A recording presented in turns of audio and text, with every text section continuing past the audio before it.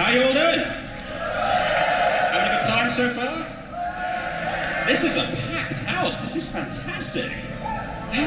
But you're not here to see me, I know that. So without further ado, I'm going to start bringing up the important people. Are you excited? I'm excited. I've never been so excited. All right. So this is the Creating Equestria panel. If you're here for BronyPalooza, you're about 12 hours too early. Who shall we bring up first? All right, I want to welcome to the stage, first and foremost, the person without whom none of us would be here, Zacherle.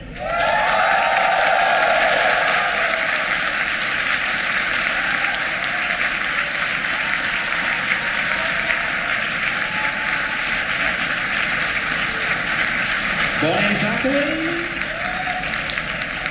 Keep it going, keep it going, keep it going. There we go.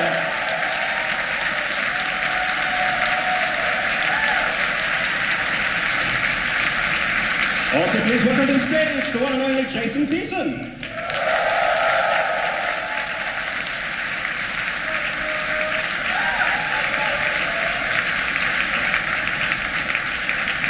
The marvellous and Mephistophelian M.A. Larson.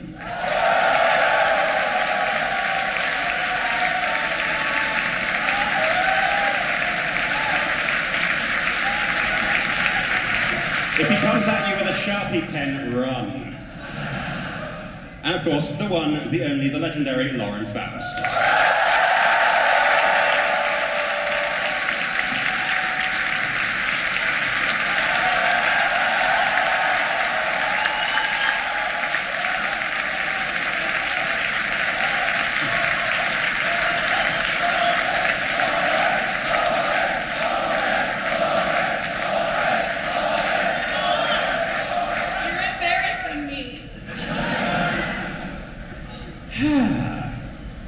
What a good crowd. This is just amazing. All right.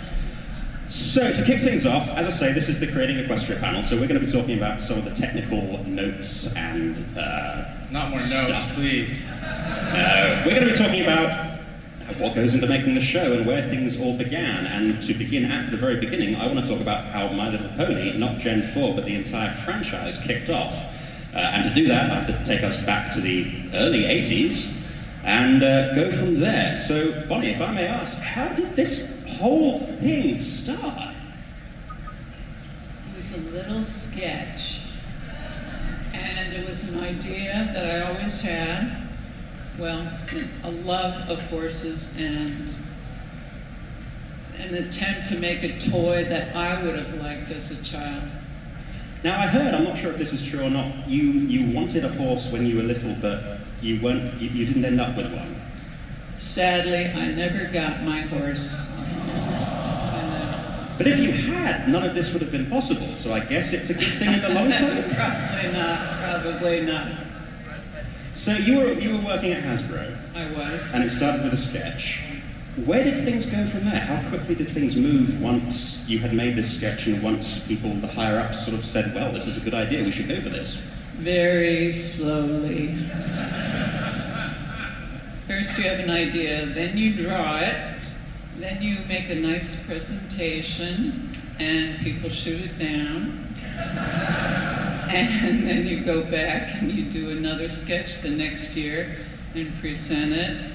And people shoot it down, and then you do it again, and they shoot it down again, and then someone else comes up with the same idea, and they do it.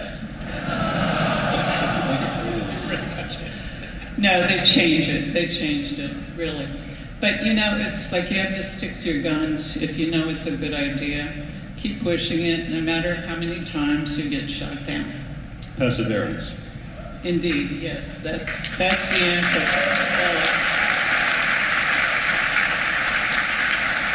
And eventually someone else will think it's also a good idea. So from that toy line then developed the show. Although it was a film once. I am not an original. How many original Gen fans do we have in the audience? I know we've got a good number of them. You can do better than that, come on. Original Gen fans. So where did things go from there? Well,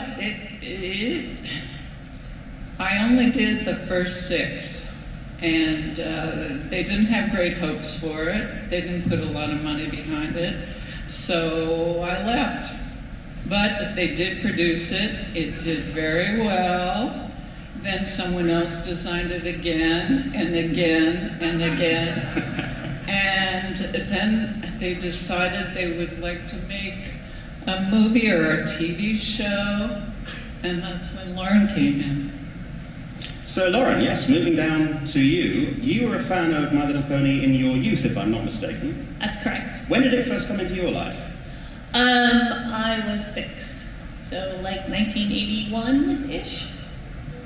So you were there right at the beginning? Yes. Were you also another person who wanted a horse but didn't get one? Yes. I still want a horse. So fast forward, I guess, what, 25, 26 years? It was around 2008, 2009 when you first started pitching Gen 4? Yeah, that sounds about right, yeah. So how did that go? Did you also run into some of the same roadblocks, the same having to pitch it over and over? No, my roadblocks were before this one. I was working in animation, and I was constantly pitching cartoons for girls. And I would get a lot of feedback, a lot of good feedback. I mean, what I heard over and over again is like, this is great, we love it, but girls don't watch cartoons, so we don't want to make it. So then I got frustrated and I went, all right, well, nobody's going to tell me that girls don't like dolls. So I created a doll line briefly that was in F.A. Schwartz called Milky Way and the Galaxy Girls. Learned that the toy business is kind of worse than the animation business. Got a lot of like, we love your dolls, but we need you to make a cartoon of them. Facepalm. But in the process of trying to get Galaxy Girls going, I got a meeting with Hasbro. I pitched Galaxy Girls to an executive there, and she didn't like Galaxy Girls, but she pulled out a DVD of My Little Pony and said, I haven't watched this yet, but I imagine it's probably pretty bad.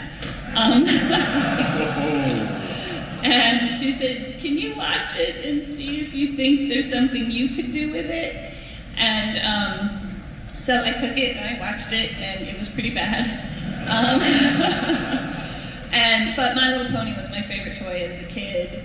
And like, so finally that was like what opened the door for me, was to make something for girls, was to make it through toys. And then it actually, as far as the show goes, it went pretty easily from there. It took time. I came up with an initial pitch, and they liked it out of the gate. They wanted me to create more materials, and that took about a year of development time before it finally got going. But the response in general was very good from the beginning, so that's when it got easier suddenly. But it did take time. That's not usually the process, though. Generally, things don't go that smoothly, by the sound of it, in animation. You know, it depends. It depends on who you're working for, really. You know, if you're lucky enough to get to a studio who loves your idea, they might give you a lot of creative freedom. That actually happened on the show I'm working on now, DC Superhero Girls, and Mitch too. That we get a lot of creative freedom, we don't get a lot of notes. But then you might work at another studio that they like your idea and they buy it, and you pitch it and they go for it, and then they want to change everything. And so it really depends on who you're working for. And I've kind of learned to not work with people who want to change everything. Just kind of stay. Good luck with that. Yeah. So as showrunner, when did the team first start getting assembled? When did Mitch come on board? When did Jayson come on board? When did you come on board, Mitch? We had dinner in your hood. And Yeah. you pitched me the whole show. And then she asked me what I was doing, and I had just written one of my books. And I told her about a pretty bad animation experience I just had. And I said, I hope I never have to work in animation again. I just want to write books. And she's like, do you want to be a head writer on my new show? Yep. And Jayson, how about you? Really on now, I think. Me? I was working in Vancouver, up in Canada, and I was just called up by DHX, which at the time was called Studio B, and they said, we would be interested in you directing a show. Can you come in and take a look at it? And I said, sure. And so I looked at, they said it's My Little Pony, and I was like, I kind of remember that being kind of bad. I'm sensing a theme here. Poor Bonnie's sitting here thinking, hey. Just same kind of thing that what Lauren was saying. But then they said it was a new version developed by Lauren Faust, and I had heard of her from the industry, and I was like, oh, wait a second, that might be actually good. So I looked at the Bible that you had created, and I got really excited about it. I could tell right away that there's a lot of love and care, and great writing, and great designs, and I definitely was like, sign me up, I want to do this. This is going to be a great show. Now, the show Bible was that collection, Lauren, that you were working on over the year of sort of sketches and plot ideas, that kind of material? Yeah. Hasbro gave me a small budget to hire some of my friends, had a few kind of story jam sessions with some people I liked working with, who also created some art for me. My friend Paul Rodish, who runs the Mickey Mouse shorts for Disney right now, is a brilliant artist and storyteller, and he helped me out with some artwork and some ideas. In fact, I remember he came to me with a drawing of Pegasus ponies galloping across clouds and knocking the rain out of the clouds onto the ponies below them, and that just made me go, all right, ponies make the world work. You know, that inspired that idea that they were the stewards of their world and that they had to create the weather and the seasons and make their world function. So I gathered these materials, I did my own sketches and drawings, and spent a very intense 6 weeks creating a 40-page Bible, which is really unusually large. But I had so much I wanted to say. What's that? It was a really good read. Yeah. I enjoyed it thoroughly. I'm still very proud of it. I feel like it's one of the best things I've ever done. The Bible's amazing. But it was descriptions of the characters, art of the characters, descriptions of the worlds and the types of stories that we would tell in this world. And even though that 6 weeks was really intense, it was still like several months again before we actually started on anything. But they really didn't ask for any changes. It was still like the basis of what the show turned into. On the topic of world building, we have a wonderful question here that was submitted online by Jenny. Is Jenny in the audience? Well, they had a question about world building. It sounds like some of the rules of the world were generated by your sketches. Did you come into it with a sort of set of rules in mind that informed sketches? Did it work both ways? Or how did you develop really your rules for Equestria? I come up with my ideas when I'm drawing. So I'll usually get like a big sketchbook that's dedicated to a project, and I'll just start drawing. And I started with the personalities and characterizations that I had signed to the ponies that I played with when I was a little girl, my 6 favorite ones. Started drawing them, started thinking about who they were based on how I played with them, how they might relate to one another. And as I draw, the ideas just sort of come to me. Then when I start getting into the world building aspect, for me, everything is kind of about theme. So I knew I wanted it to be about magic, because for me, once unicorns and Pegasus were introduced into the pony line, I think that's when it really solidified for me as something that I loved as a kid. So I wanted it to be about magic. Hasbro wanted it to be about friendship.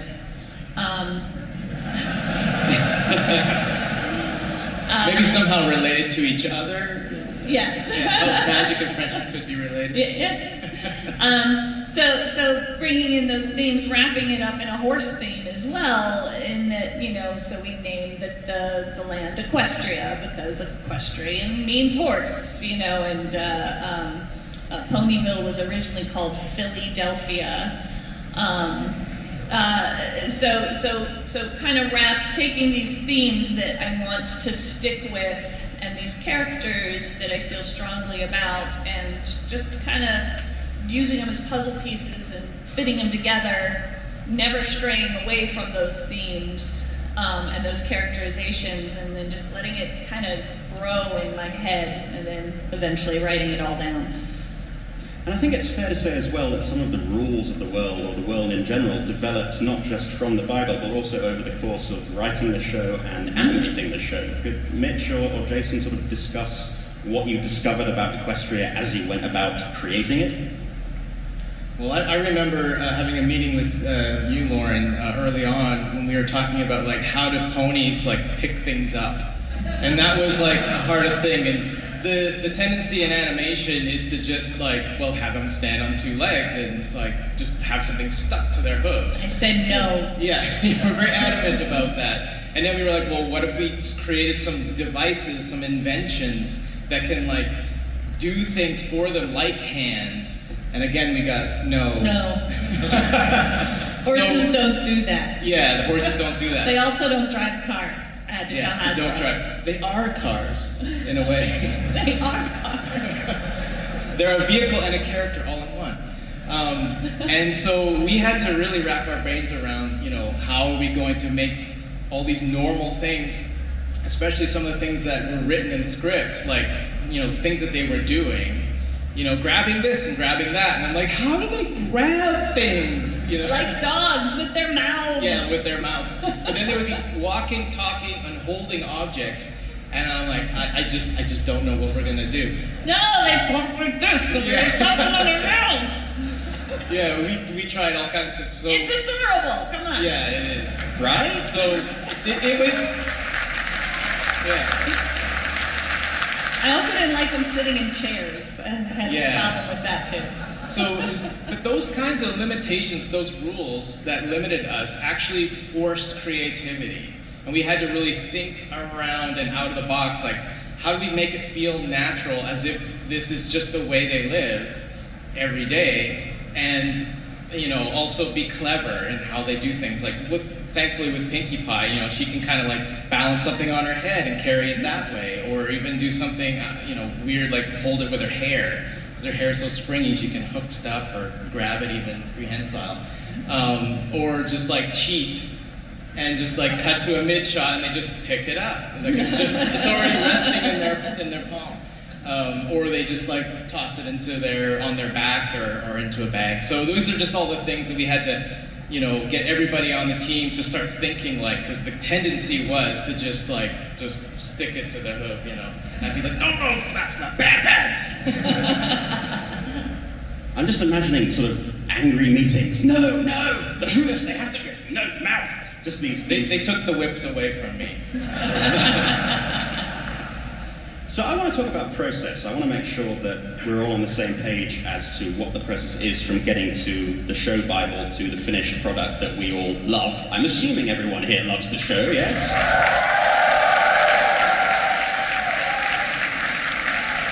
So you start with the Bible. If I'm wrong on this, please do correct me. You start with the Bible, you write some scripts up. I made that sound so simple. They write themselves, really. They write them, yeah, it's very straightforward. You push a button on the computer, write script.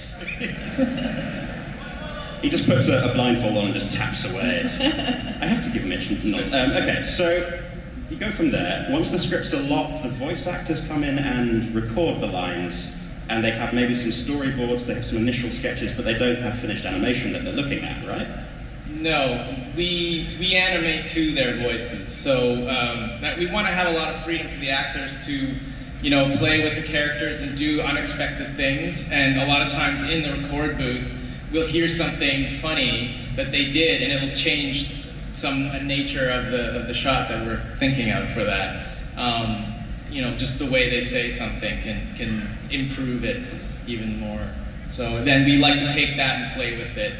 If we had boarded it ahead of time, we'd be kind of limiting, you know, what the possibilities could be there. So yeah, you'll do something like, here's the drawing, and that's the expression. Can you say something that matches the expression? And it doesn't work as well. No. And makes the actors mad.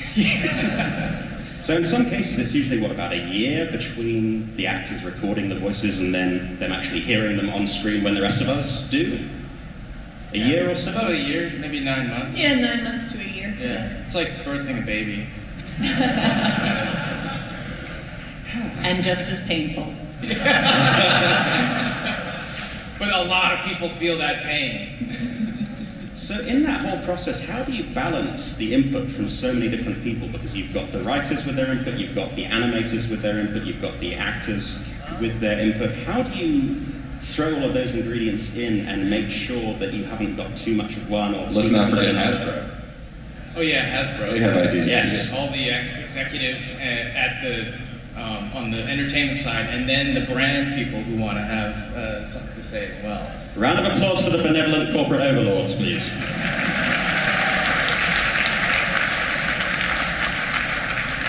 They'll throw you weird curveballs, like, in this episode we want you to put in a helicopter, because we have a helicopter toy that we're putting in the market. And we're like, a helicopter? This is a world of equestrian horses. They don't use helicopters. I think we made a whirly-gig in one. There was a It was like a whirly-gig. helicopter contraption. I'm Yeah. like, all right, I'll buy that.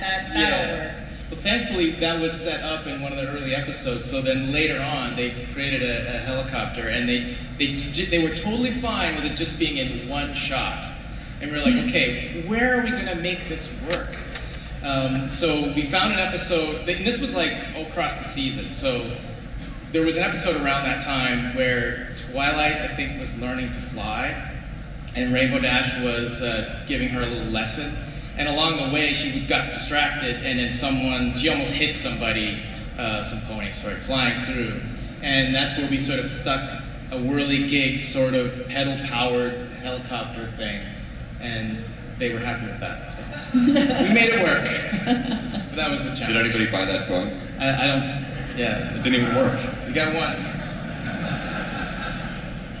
Now, when you have an idea that you really, really believe in, that you want to get into that big stew pot, how do you get other people on board with that idea? Is it, again, just a matter of perseverance? Or, I know, Mitch, you had one particular line that you were willing to die on a hill for. Winter is coming? Yeah. What was the story with that? I wrote a very impassioned email to Hasbro about that line, because I don't even remember what episode it was. The weather factory is going to explode. They know. The weather factory is exploding in a giant, if I remember right, like snowball, heading straight for Ponyville. And clearly Twilight had to say, winter's coming. It had to happen. Did it make it in the show? It did. Good. They wanted to cut it because it'd be dated, and they were right. It is dated. But I was like, when are you going to use this line if not right now? No, but you know what though? I mean, that's one of those, like, that's my favorite way to use pop culture references, that if somebody doesn't get it, it still makes sense. Yes. Like, that's the best way to do it. Yeah. So, it's not dated. Yeah, it still works. Damn it.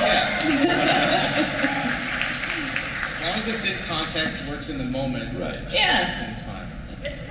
So you mentioned the creative process and Hasbro's input, especially to do with what they can market as a toy. I want to go back to the toy creation process, if we can. Bonnie,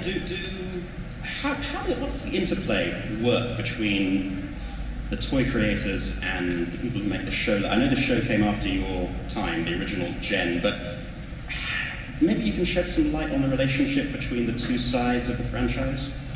I doubt it. I don't really know. I think it must have been a real juggling act somehow. When I was at Hasbro, they had an ad agency who did commercials, and I think eventually developed little videos and movies, but beyond that, I think it happened when they started their own network. So I don't know. I I can't imagine it was easy going back and forth creatively with What is toy people and animators and creatives.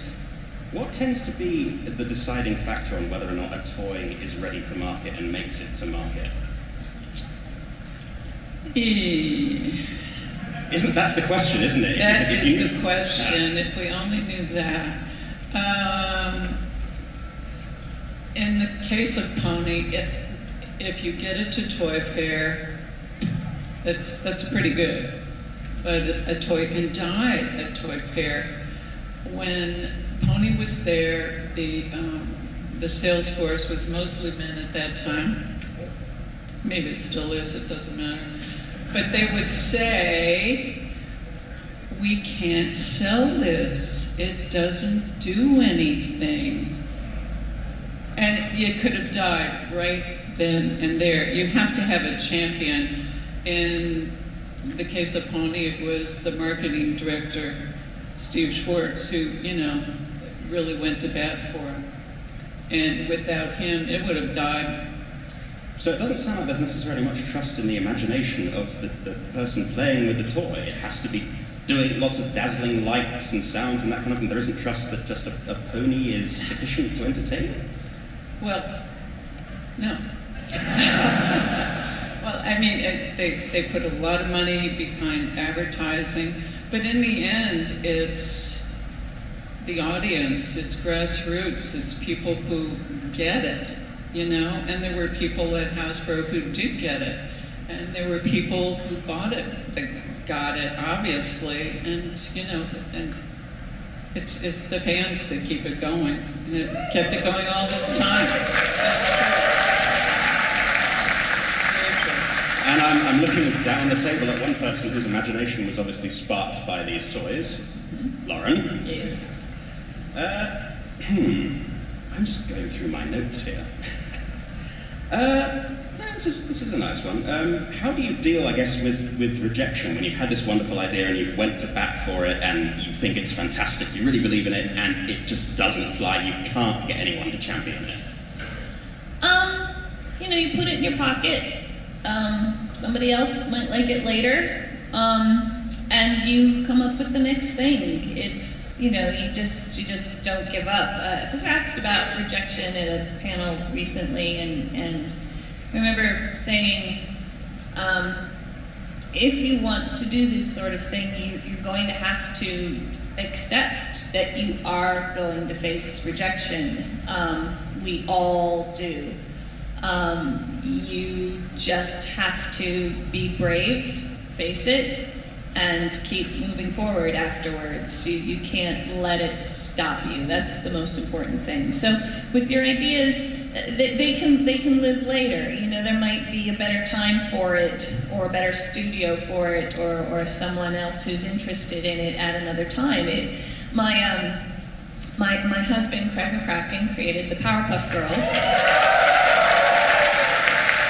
And that was his student film. Then he pitched it to Hanna-Barbera and made one short. It got focus tested very badly. He said he was on the other side of the two-way mirror and heard a little 12-year-old boy say, "Whoever made this should be fired." He put it aside. He actually kind of gave up on it, but went on to do other things, and it didn't become a show until 6 years later, and then it became a phenomenon. So you just wait it out. You just keep trying. Again, perseverance. That seems to be the theme I'm sensing here. This was a question online from a lot of people along that line. What are some of the sort of examples of the most crazy projects or ideas that didn't make it?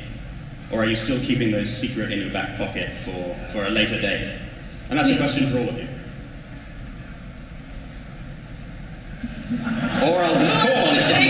Who wants to take it? I don't think I can say that idea publicly. It's safe for work. It's just too crazy. Nah, go on. We're all friends here, right? I actually made that up. I don't have anything to say. Mitch, I know you've had some weird ideas. Come on. That didn't get in? You wanted one of the ponies to have a Sharpie, right? Well, no, episode 100, all your crazy ideas went in, right? Yeah, pretty much, yeah. I actually, I pitched an idea, sorry. No. I just remembered of one. I think I got one. I was related to Pony, actually.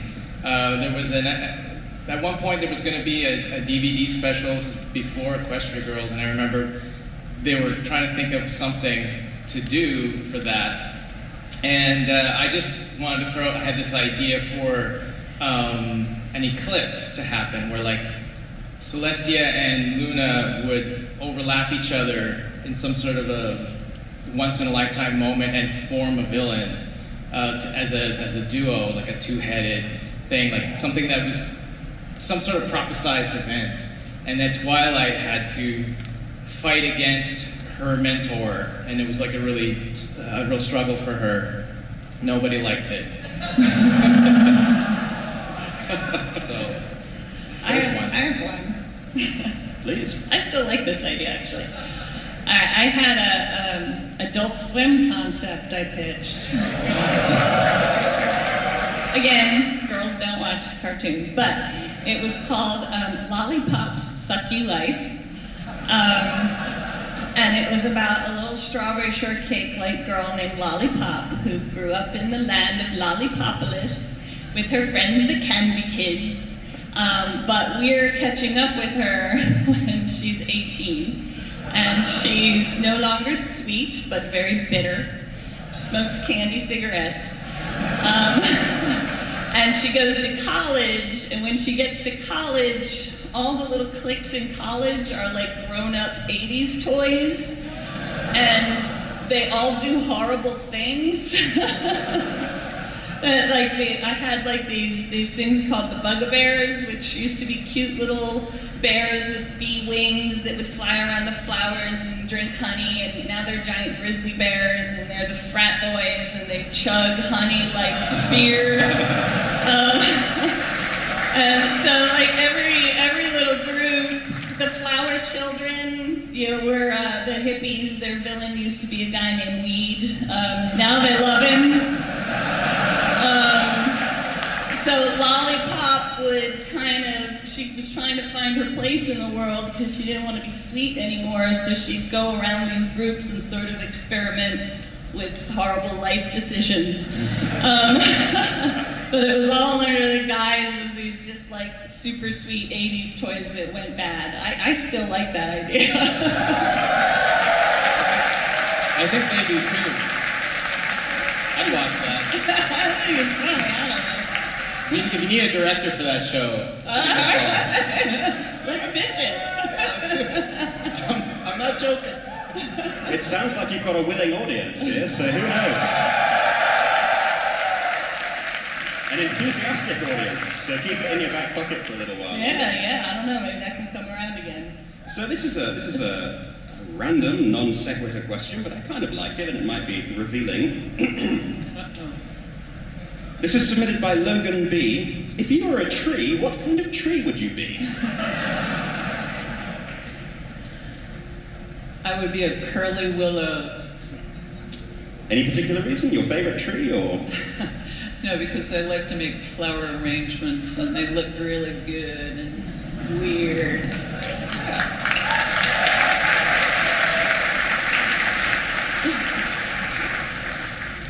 Sorry. I think I stepped in that. I don't have a tree. I am a tree. That'd be a helicopter.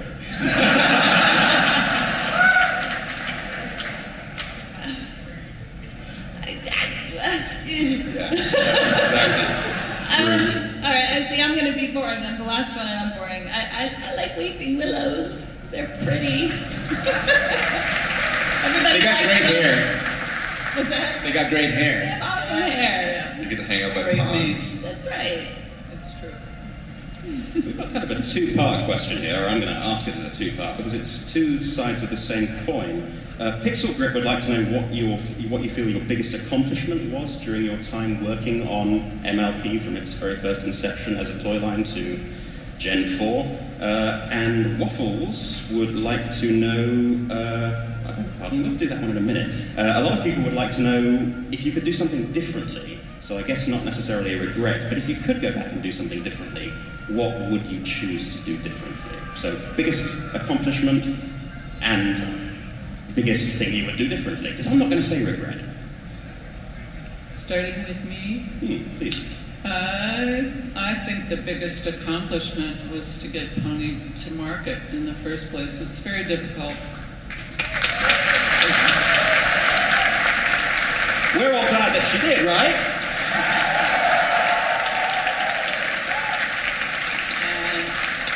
And it wasn't just me. I mean, it's a lot of people who were involved.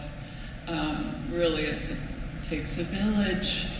But I think if I were to change something, I always wanted Pony to be posable.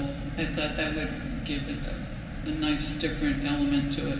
And I don't know that Hasbro knew how to do it, or maybe it was too expensive, but I haven't seen it done in a nice way, and one that appealed to me at least. Thank you.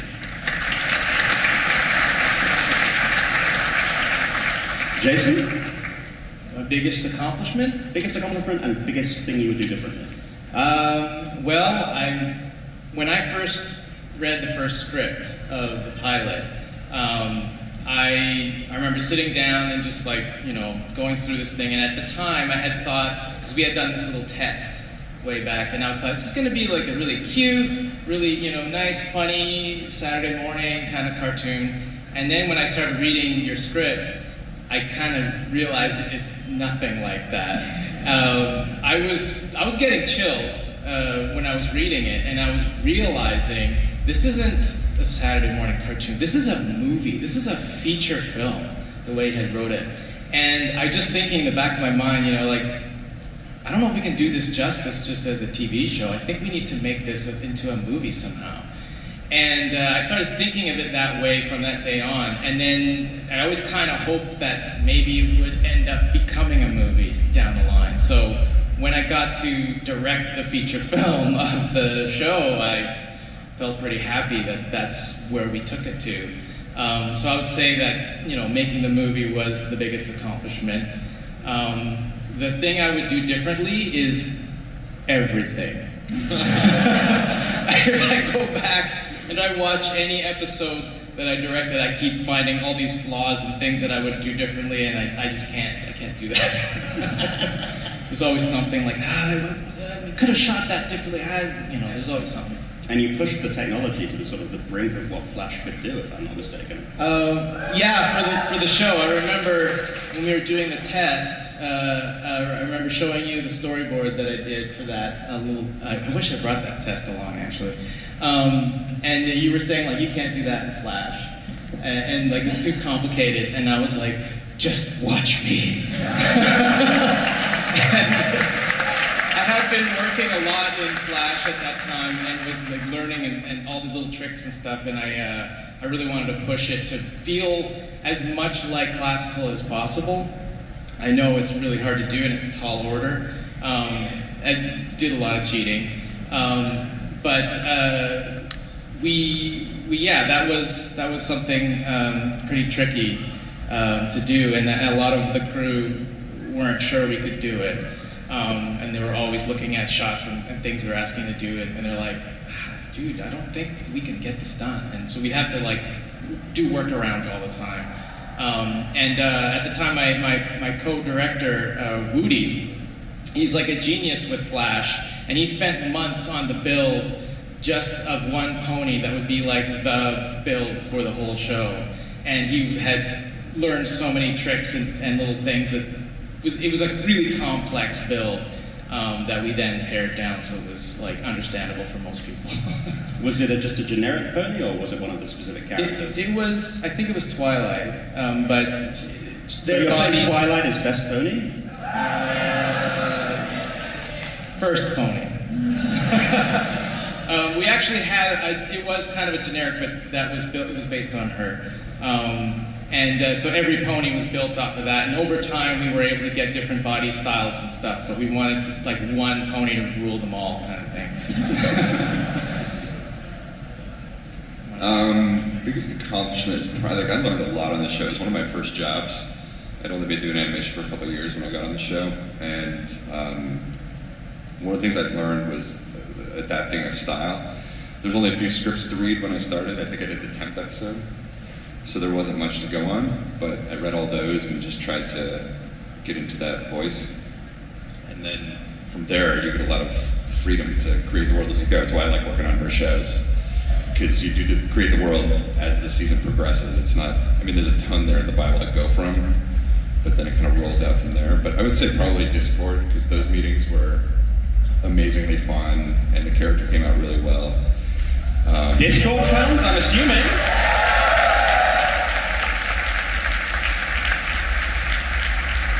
But it was also sort of like quite an accomplishment earning Lauren's trust, because like constantly I'd go into these meetings and she'd reference Trouble with Tribbles or The Music Man or Q, and I'm like, I don't know what that is. I've never seen that. So yeah, she kept bringing me in for these meetings. I was like, you must have seen The Music Man. Nope. But yeah, so I guess that. Biggest thing you'd change?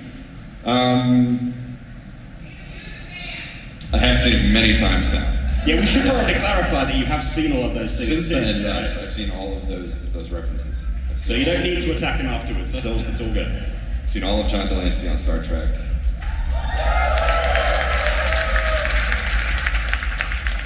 I probably would have like paid more attention in those early days and like saved more stuff. Like the story cards would be cool to have those still. I never imagined you'd be sitting here talking about it now. Otherwise, I probably would have kept more of that stuff and just kind of paid more attention.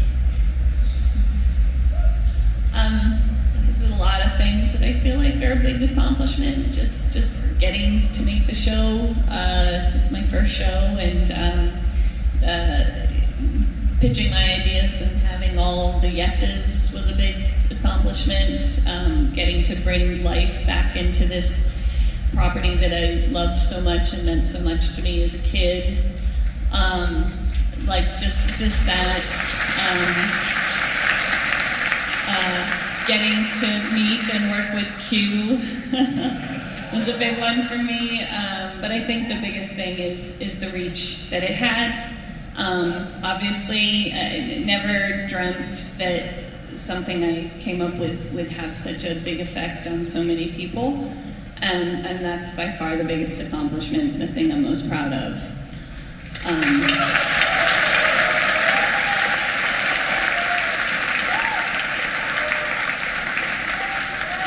the only thing that I think I would change is, I never dreamt the show would go on as long as it did. I didn't even think we would get a season 2. So when we got a season 2, I really pushed Hasbro to go like, is this the last season? Because I have a story to tell and I need to know. I need to start telling it so we can have our big series finale. And they're like, oh, I don't know. So when we started breaking the stories for season 2, I decided, well, let's just, we have this world, we have these characters, let's just kind of tread water and just tell fun stories that aren't necessarily going anywhere. Then, eventually I moved on after season 2, and I really do wish that I had committed to the story that I wanted to tell. Even if the series would have lived on beyond my ending. So I think that's the one big thing I'd change is to get to finish the story that I was hoping to tell myself. I think I speak for a lot of people here when I say that the story that you did get to tell is, as you said, an incredibly impactful and meaningful one for all of us here. So thank you.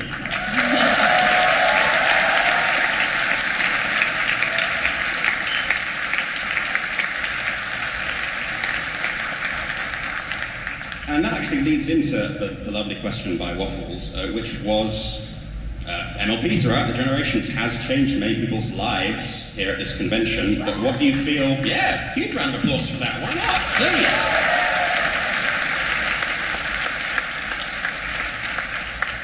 Please. Lauren, you touched on what you feel the sort of largest impact that it's had on your life personally, but I wonder if each of you could talk about what the greatest impact it has had on your life has been. That was terribly phrased.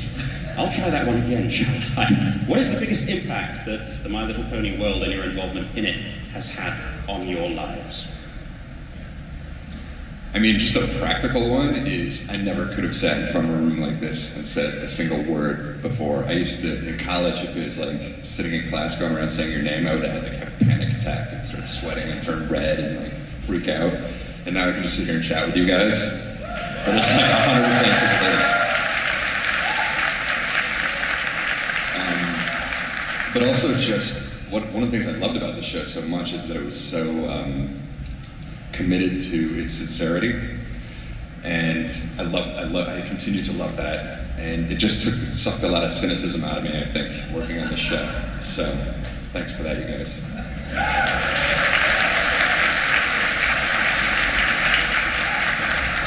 I actually have kind of a similar answer to yours. Like, you know, I remember early on, I think it was the second convention I'd ever been at as a guest. And I was asked to go out to do a panel, and I had never done a panel before, and I didn't know really what to do. I just expected it to be kind of organized like this, and you know, someone would ask me specific questions.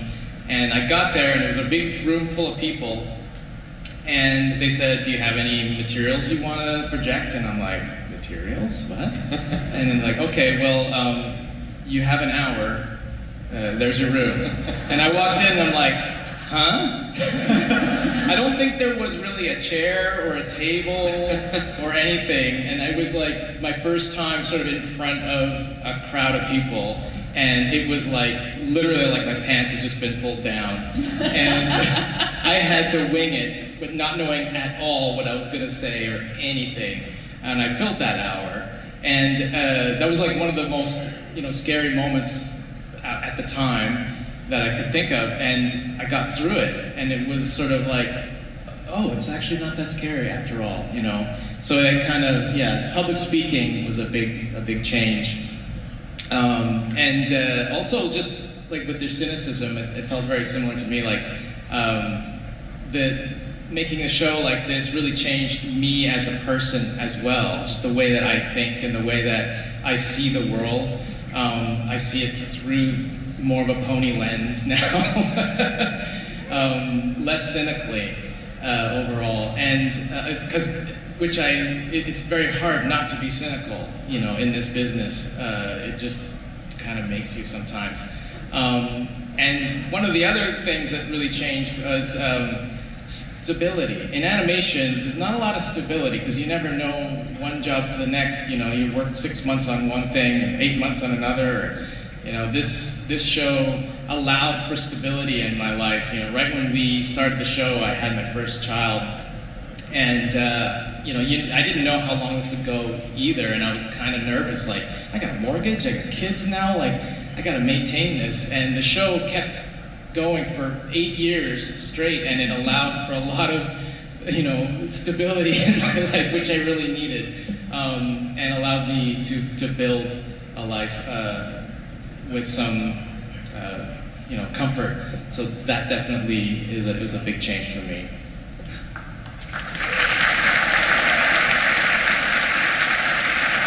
And then, of course, meeting all of you guys and finding out how much the show really means to you really changed a lot of the way I see the world too. So not just the show, but like these conventions and you guys, major change, yeah.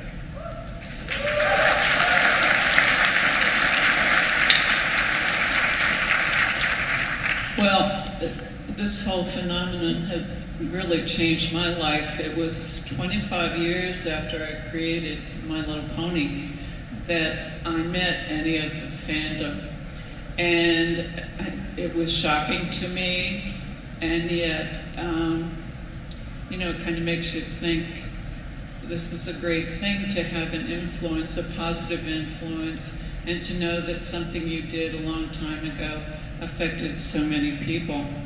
And I'm grateful to all of you for that.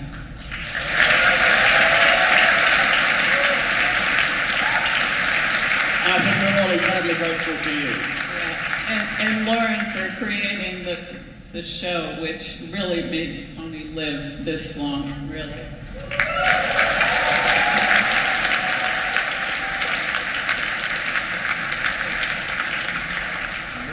So we've got time for a little bit of live Q&A. We're going to have a couple of roving moderators with mics. They should be out amongst you shortly. I want to make sure that we give priority to folks with accessibility passes and also kids, if they have any questions. But meanwhile, I want to ask one final question of all of you, which is, what's next for you all? What have you got going on? What would you like to plug, or just plans you have for the future? DC Superhero Girls!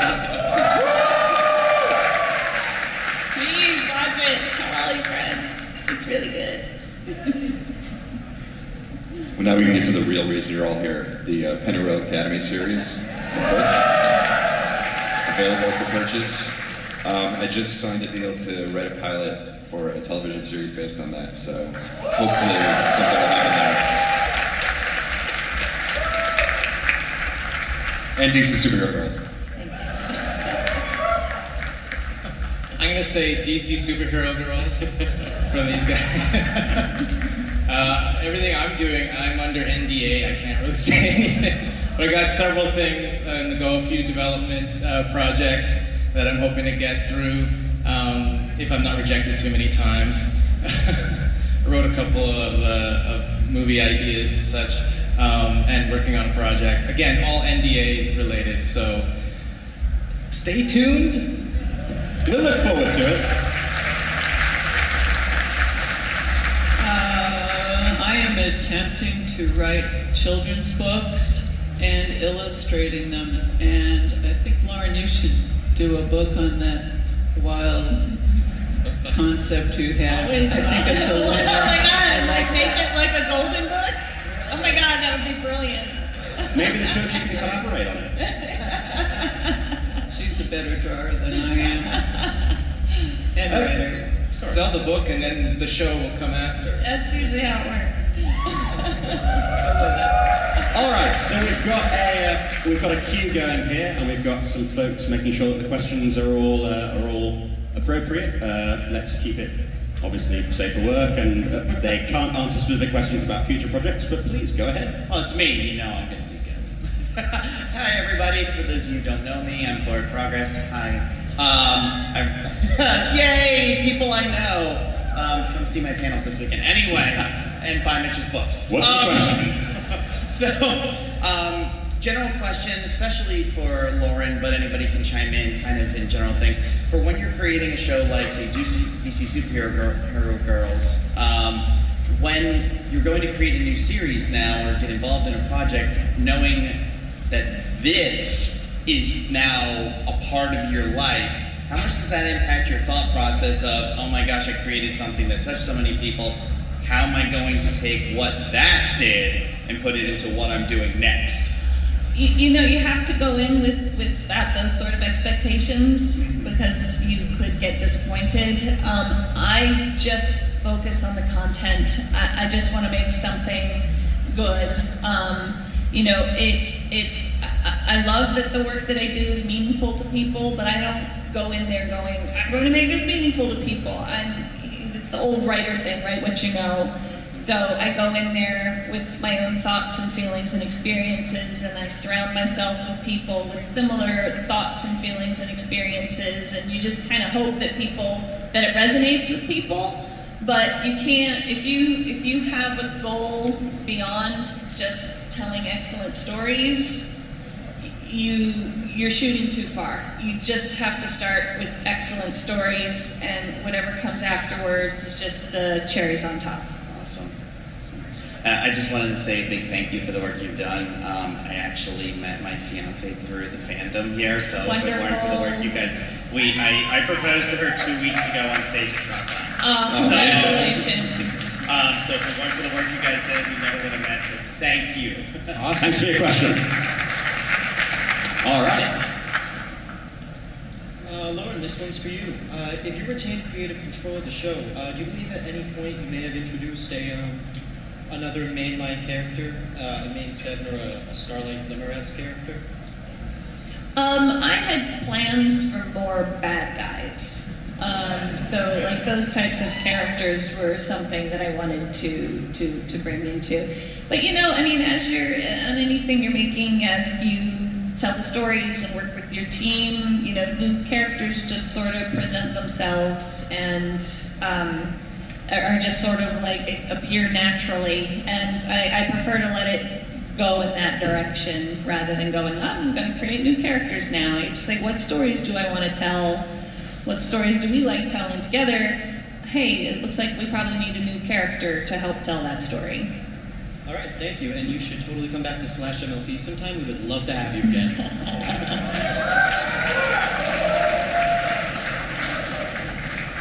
Hi guys. I want to hear your best piece of advice. I want to hear your best piece of advice for anyone trying to write or start off their own television series. Who wants to take that? The silence is telling. The best advice I like to give people is when you're pitching your idea, you've got to go in there and you got to talk to these people like it's the most brilliant idea they've ever heard. Like whether you got to figure out a way to work up your nerve to just go in there just so excited and so confident, even if you're not, because the confidence that you emanate rubs off on them, and like and they somehow are more interested in it as long as you're giving it to them in the most exciting way possible. Yeah. They're looking for any way that they can to say no. Don't give them any reason to say no. It has to be like all signs point to yes kind of thing. Because if there's a way they can squeeze in a no, they'll find it. But yeah, definitely going in with the confidence, and also you feeling that confidence. Like if you're not sure, it's gonna come through. So you have to really make sure that you know everything about it, and any question could be asked of you, and you have an answer for it that you feel truly confident about, and that will really help you a lot. I'm gonna do a hybrid of their answers. Like, I think it's safe to say a lot of writers and artists don't go into it because they're big extroverts. Like, there's a lot of introverts in this business, but if you're gonna pitch, you have to pretend you're an extrovert and gregarious and, you know, full of confidence, even if you're not. You also have to be able to network, which also involves those skills that you may or may not have. So you have to just kind of like find them somehow. And then to Jayson's point, I heard a really good piece of advice, which is, you know, go in with your 10-page Bible and your 15-minute pitch, but have a 2-hour, 100-page Bible of your own ready in your head. Yeah. So you don't overwhelm them with information, but anything they ask you, you've got it. Yeah, in the beginning you kind of have to keep it short, because there's sometimes you want to just rattle off the whole idea, and like an hour later their eyes are rolling back and they're snoring. You know, it's like you got to come out with the most basic ideas. And as cheesy as this sounds, they tend to like sound bites. So like when you say things like, it's like Avengers meets, you know, Snoopy, then they're like, oh, I get it now, you know, like That actually works. It's dumb and we hate it, but it really works for them. It helps put it in a pocket for them. It helps them understand it. So like silly, and even like taglines are really good. You know, if you just go like, if there was going to be a poster on a bus stop, what would the little tagline at the bottom be? Like those help too. So we're going to need to leave it there, I'm afraid. If you still have questions, and I see that many of you do, you may be able to get a chance to ask them at some of the other panels that our wonderful guests will be at over the course of the weekend. Also, they'll be around for autographs, so maybe you can get your question in then. But can we please get another huge, huge round of applause for our wonderful guests, Lauren Faust, M.A. Larson, Jayson Thiessen, and Bonnie Zacherle. Thank you all so much. Thank you so much. Thanks, guys. Hope to see you at the rest of the con. Hope you enjoy the con. We'll see you at the autograph booth.